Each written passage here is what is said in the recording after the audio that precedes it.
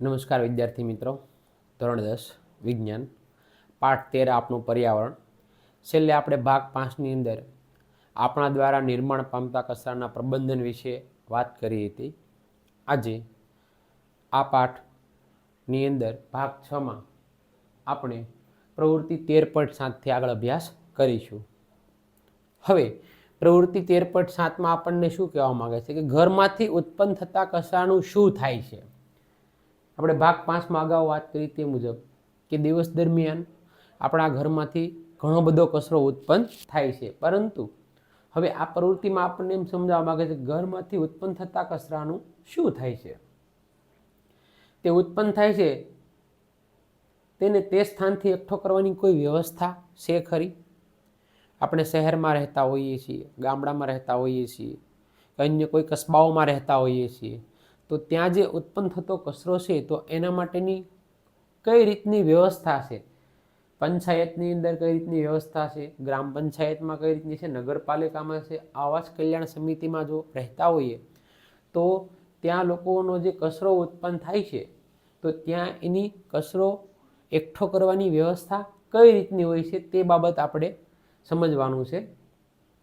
હવે આપણે જોઈએ છીએ કે ગામડાઓની અંદર તો એટલી બધી કોઈ ખાસ વ્યવસ્થા હોતી નથી. આથી ગ્રામ્ય વિસ્તારની અંદર રહેતા લોકો પોતાની રીતે દિવસ દરમિયાન ઉત્પન્ન થતો કચરો પોતાનું મોટું જે ફળિયું હોય છે ત્યાં જ એકઠો કરતા હોય છે, જેમાં જૈવ વિઘટનીય અને જૈવ અવિઘટનીય પદાર્થોના કચરા હોય છે.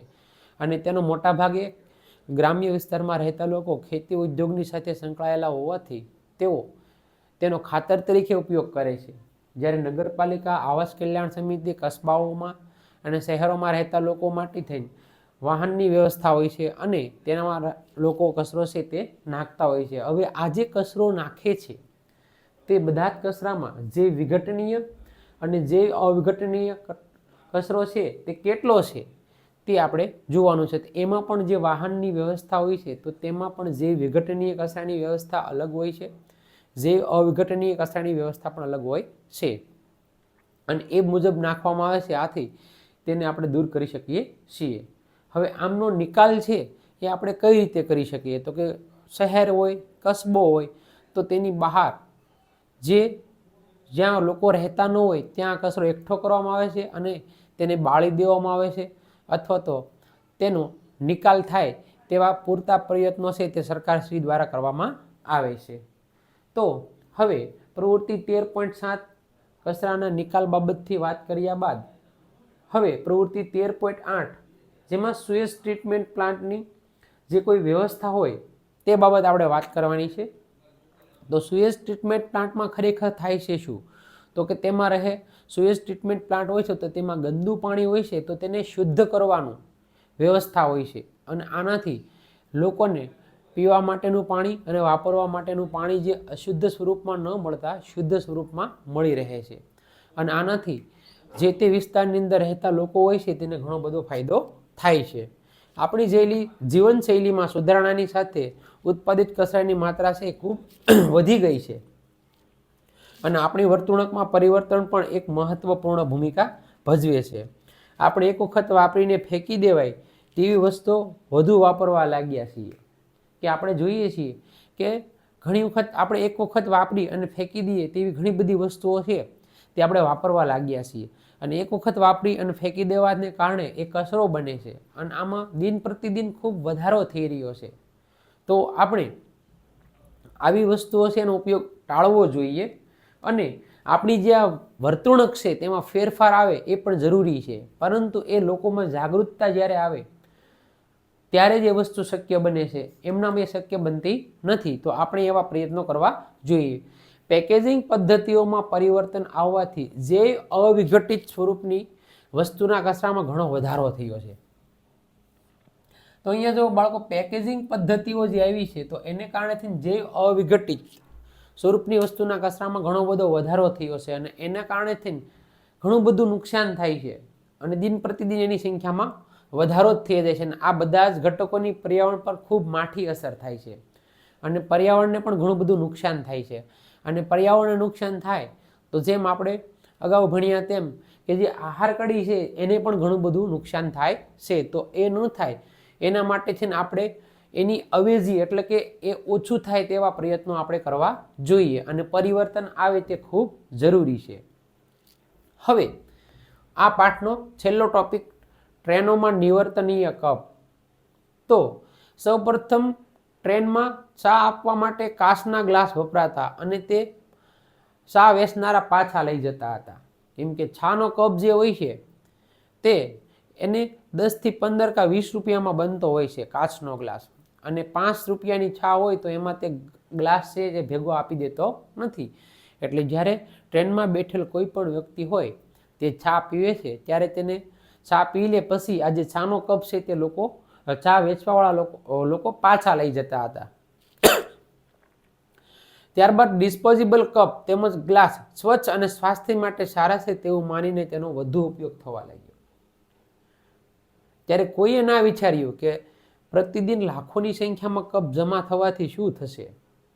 હવે દિન પ્રતિદિન લોકોને એવું લાગ્યું કે ભાઈ સ્વાસ્થ્ય માટે થઈને સારા છે ડિસ્પોઝેબલ કપ, બરાબર, અને ગ્લાસ સ્વચ્છ અને સ્વાસ્થ્ય માટે સારા છે તેવું માની એનો દિન પ્રતિદિન ઉપયોગ થવા લાગ્યો અને લાખોની સંખ્યામાં માણસોનો ઉપયોગ કરવા લાગ્યો. ત્યારે કોઈ પણ માણસે એવો વિચાર ન કર્યો કે આ કપ જ્યારે જમા થશે, માની લો કોઈ કાચનો ગ્લાસ છે અને એ તૂટી જાય પછી એ કોઈ કામમાં રહેતો નથી, તો એ કચરો બને છે અને તે જૈવ અવિઘટનીય છે.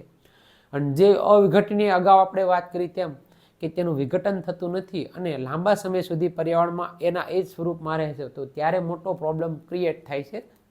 ત્યારે શું થશે એમ તો કે પછી એ સમસ્યા બાબતથી વિચાર્યું અને એની અવેજી સ્વરૂપની અંદર પછી વિકલ્પ સ્વરૂપે માટીમાંથી બનાવીને કુલડીને તેના વિકલ્પ સ્વરૂપે લાવવામાં આવી. કે ભાઈ જે કપ કાચનો આપવામાં આવતો હતો તે ન આપી અને માટીની કુલડી છે તે આપવામાં આવી. હવે માટીની કુલડી છે તે બનાવવા માટે થઈને માટીનો ઉપયોગ કરવો પડે. હવે આપણને ખ્યાલ છે તે પ્રમાણે કે ભારત દેશ જે છે તે કૃષિ પ્રધાન દેશ છે. હવે જો દિન પ્રતિદિન આ ફળદ્રુપ માટી જે છે એ ઉપરના સ્તરમાં જ હોય છે. હવે આ કાળી માટીનો ઉપયોગ દિન પ્રતિદિન આ માટીની કુલડી બનાવવામાં જો થાય તો એક સમય એવો આવે કે જમીન પરની ફળદ્રુપતા જે છે કાળી માટી ન રહેવાના કારણે તે ઘટી જાય છે. અને માટીની જો ફળદ્રુપતા ઘટી જાય તો એમાં પાક ઉત્પાદનનું પ્રમાણ પણ ઘટી જાય. હવે પાક ઉત્પાદનનું પ્રમાણ જો બાળકો ઘટી જાય તો લોકોને પૂરતું અનાજ ખાવા માટે મળતું નથી. તો આ પણ એક સમસ્યા જ ઉત્પન્ન થઈ. તો આના વિશે વિચાર કરી અને પછી ફળદ્રુપ માટીની અછત થઈ અને તે માટીની કુલડી છે તે બંધ કરી અને તેના વિકલ્પ સ્વરૂપે હાલમાં કાગળના કપ છે તે બનાવવામાં આવે છે. અને કાગળના કપ જે છે તે જે વિઘટનીય છે અને તેનું વિઘટન થઈ જવાને કારણે પર્યાવરણને વધારે પડતું પ્રદૂષણ થતું નથી. તો આ રીતે ટ્રેનોની અંદર નિવર્તનીય કપ જે છે તેમાં કાચના ગ્લાસ, ડિસ્પોઝેબલ કપ, માટીની કુલડી અને ત્યારબાદ હાલમાં કાગળના કપ છે તે આપણે ઉપયોગમાં લઈએ છીએ.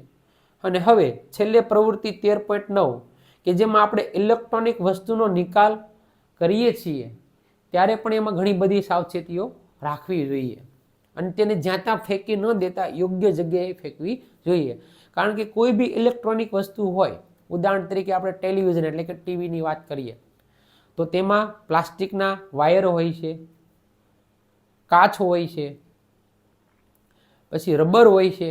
તો આ બધા જે અવિઘટનીય પદાર્થો છે જો આપણે તેનો જ્યાં ત્યાં ફેંકી દઈએ તો તે જે અવિઘટનીય હોવાને કારણે પર્યાવરણમાં વધુના વધુ પ્રદૂષણનું કારણ બને છે.